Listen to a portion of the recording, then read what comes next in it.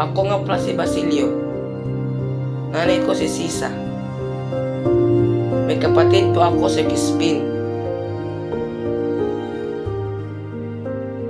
Mahal ko po sila.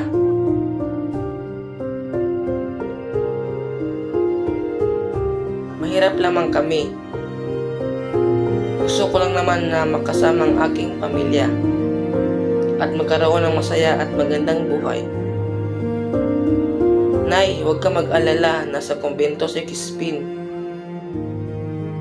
Ngunit si Crispin ay hindi na natin makapiling.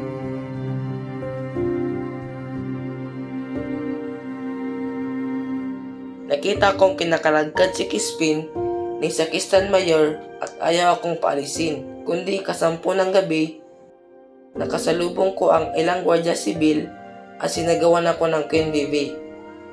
Ako ay tumakbo. Pinaputokan nila ako at ito ay dumaplis sa aking noo.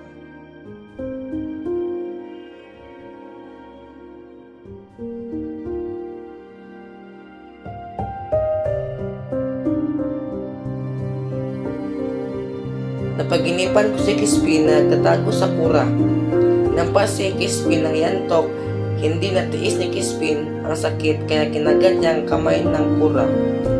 Sinunggaban ng Sakristan Mayor ang tungkod at pinalo kay Crispin. Dahilan ng pagkasawi ng aking kapatid,